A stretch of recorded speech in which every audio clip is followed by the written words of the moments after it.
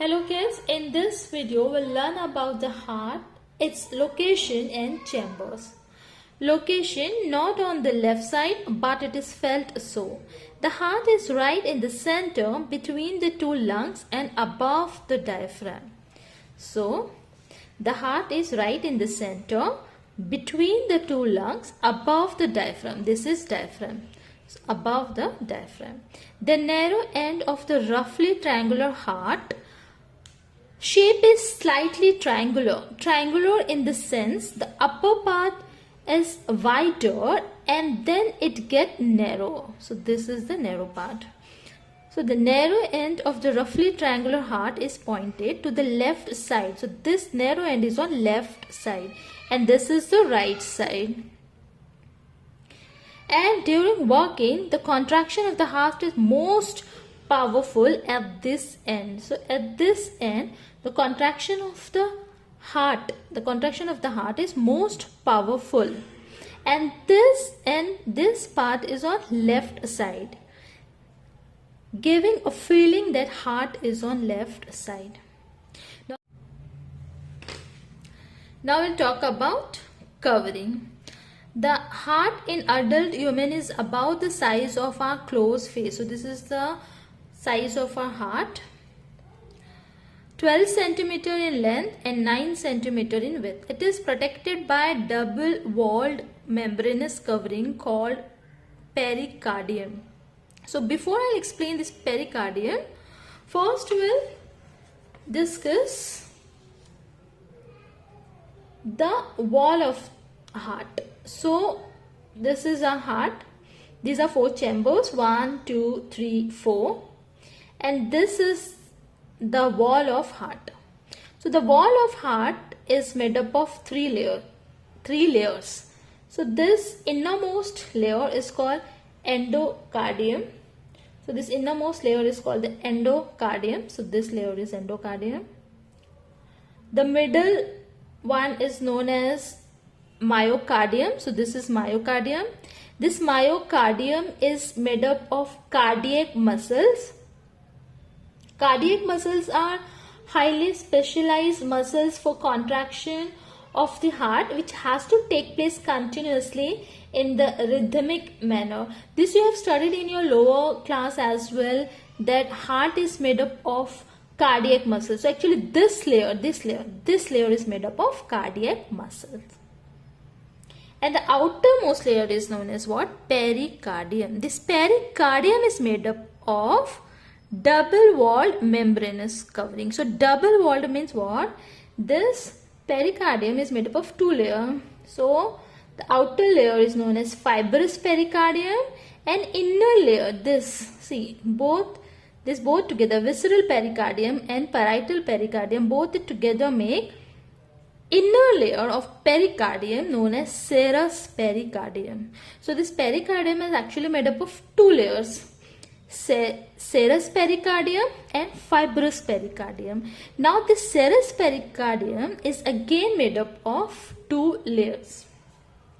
So the inner layer, this layer is known as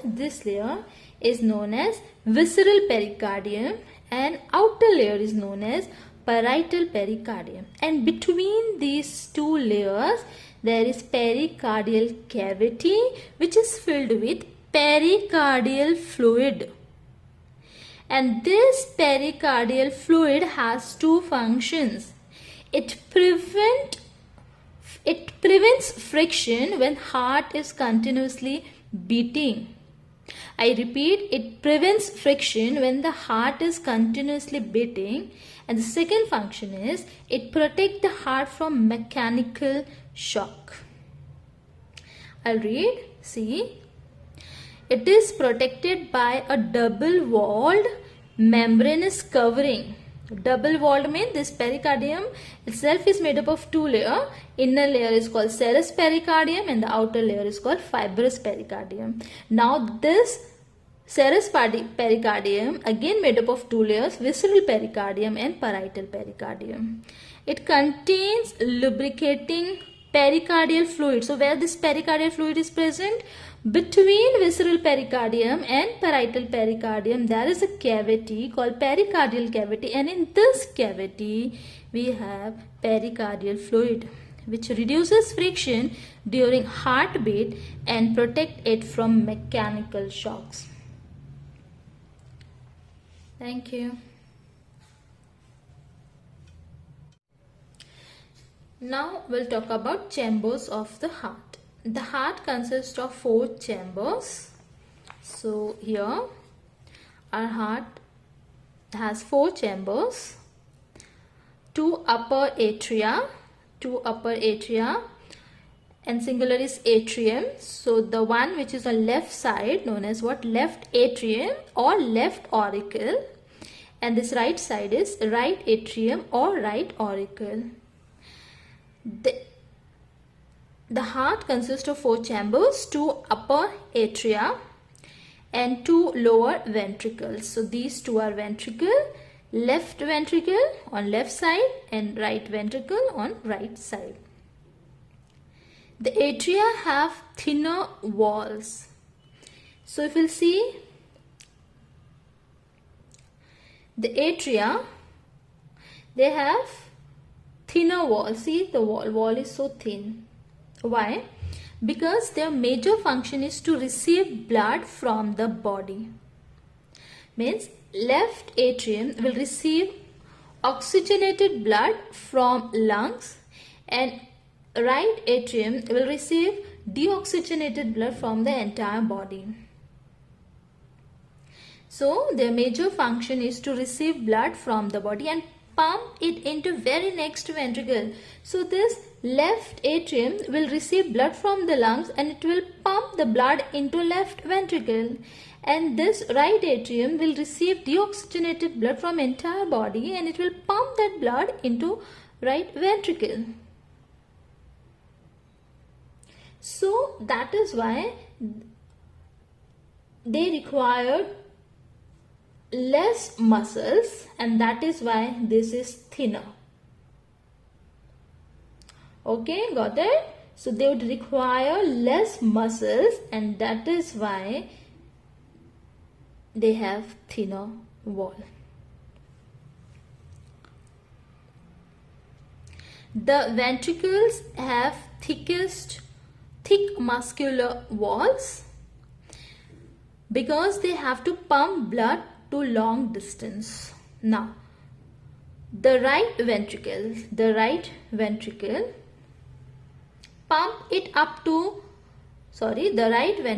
pump blood only up to the lungs for oxygenation. So this right ventricle pump blood to the lungs, and the lungs are on either side of the heart.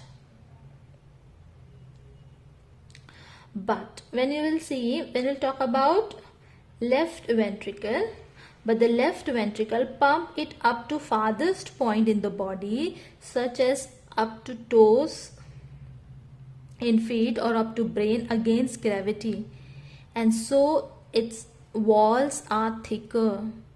So this left ventricle has to pump blood to each and every part of your body. That means from head to toes, and that is why its muscle should be maximum, and that is why wall of left ventricle is thickest. You see, you can compare. These two have thinner wall, see, only this much, and this has the thickest wall. Thank you.